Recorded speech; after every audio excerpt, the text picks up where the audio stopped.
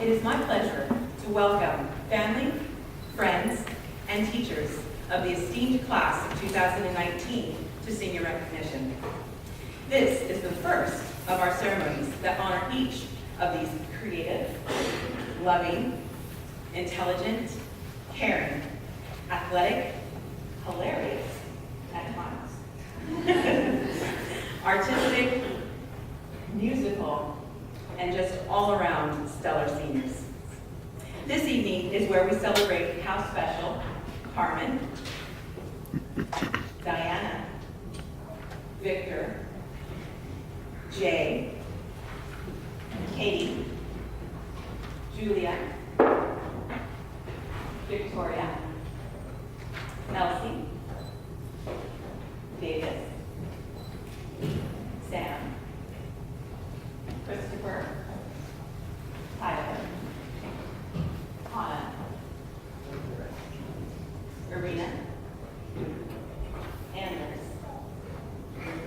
David, Andrew, Andy, and Darnell are to each one of us. Thank you.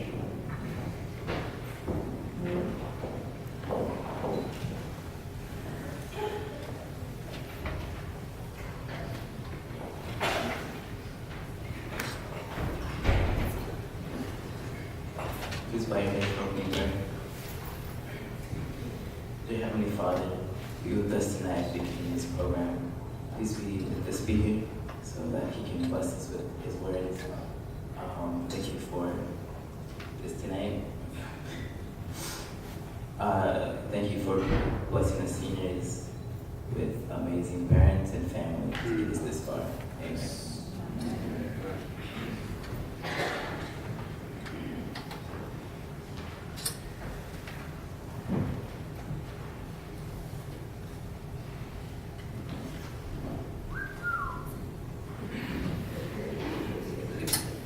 Tonight's scripture is found in 1 Corinthians chapter 13, verse 4. I will be reading from the New International Version. Love is patient, love is kind. It does not envy, it does not boast, it is not proud.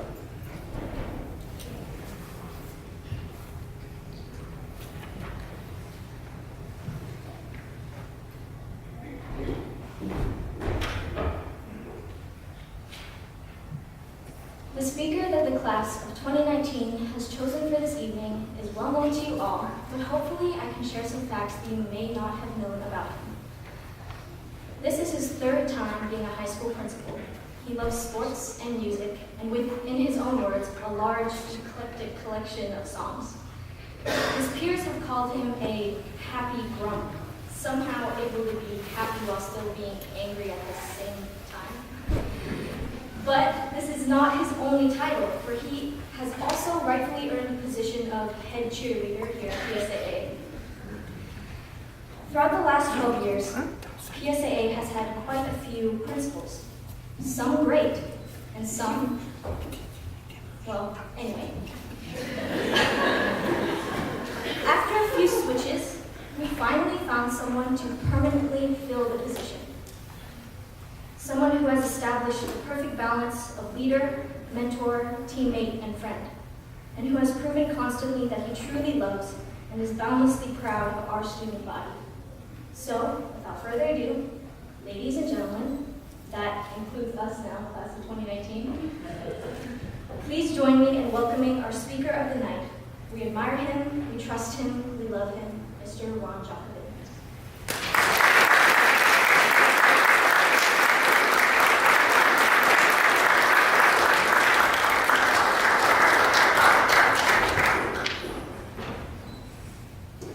I was sitting down and realized she was talking about me. I was looking around to see who that person might be. Thank you for that introduction. I'm going to turn this around. This is going to be a little tricky because we have a lot of wires here.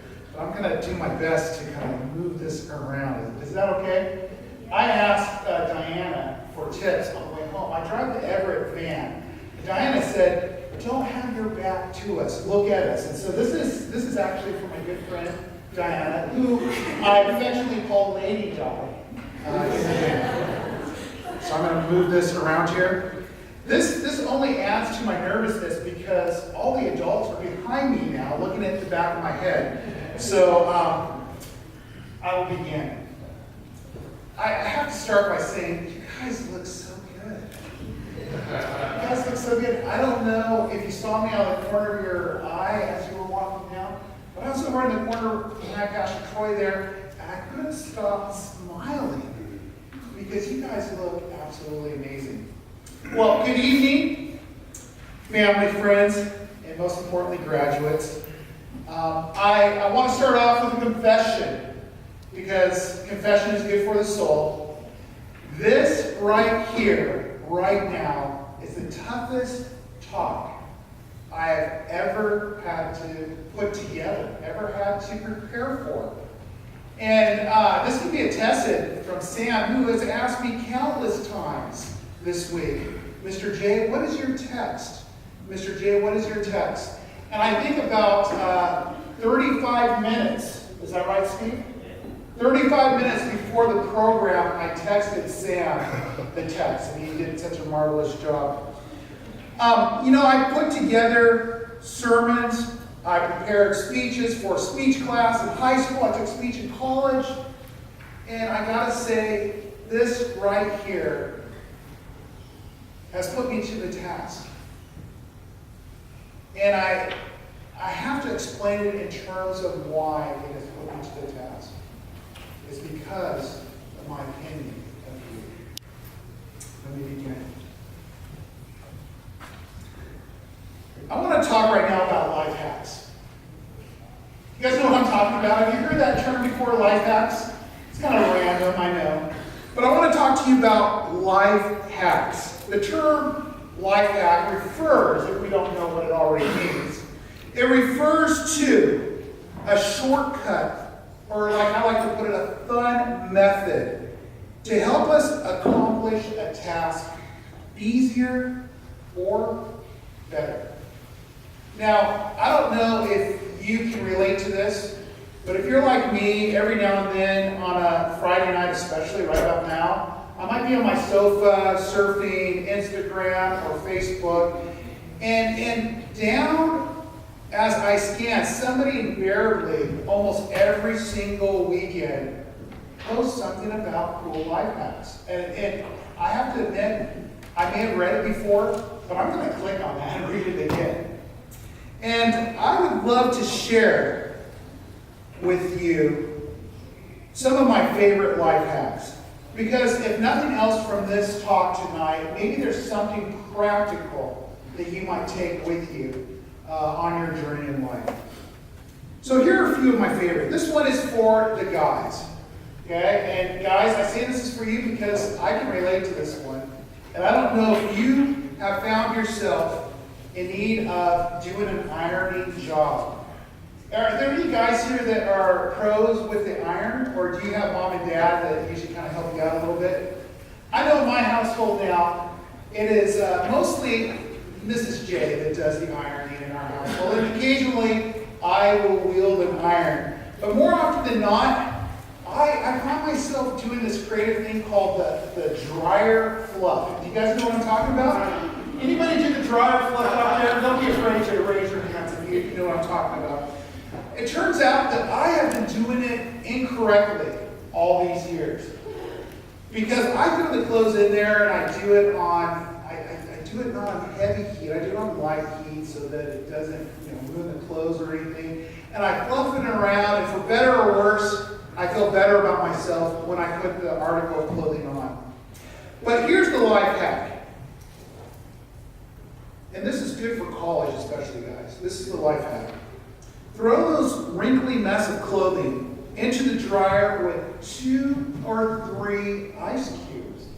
And instead of turning it on low, permanent press, you want to turn it on high. And here's the reason why. Those ice cubes will turn into steam. And the rotation and the steam will get those wrinkles out of your clothes. It's a pretty cool life hack. Okay, so I have another life hack here. And this one is centered around teaching. Is there any teachers here? Any teachers that want, any students that want to be teachers in the future? Ladies and gentlemen, I present to you the smartest graduating class that we have had in recent memory right here. Okay, if you change your major, this is for you. If you change your major to teaching, this is for you. And it deals with a Sharpie and a dry erase board. Can you see the disaster right there? And I've experienced this firsthand. The one and only year I taught first and second grade, I kept a cup full of multicolored Sharpies on my desk. And much to my dismay, when I found my students drawing on the board with what they thought was dry erase pens, I discovered they were Sharpies. And that's not a good match. And so I did a little bit of research, and I found the coolest life hack for a teacher. And that deals with how do you get Sharpie off a dry erase board. Have you guys heard of this one before? Anybody here? All right, good. So, the way you get Sharpie off of a dry erase board is to take a dry erase pen and scribble over the writing that is done with a Sharpie, and then you can erase it, and it's gone completely gone like magic. Well, many of you have also heard that I have a fascination with WD-40. And I do have a fascination with WD-40. I've used it in a sermon's illustration. I've used it personally. The one area that I did not tell you that WD-40 really works, and this is another little life hack, if you ever find yourself in a cemetery and you're at a relative's, and you're at a relative's tombstone and they may have a brass plaque, maybe they served in the military, and you want to spruce it up a little bit, nothing works better than WD-40. And I'm serious about this. When I gave this sermon illustration, I had no less than 6 people waiting for me after the sermon to explain what their use of WD-40 was. And the most outrageous out of all of the WD-40 hacks was using it to fish and spray on the bait, and they swore by it. They said it works every single time. Well, I have something new to introduce to you. Vinegar. Well, let me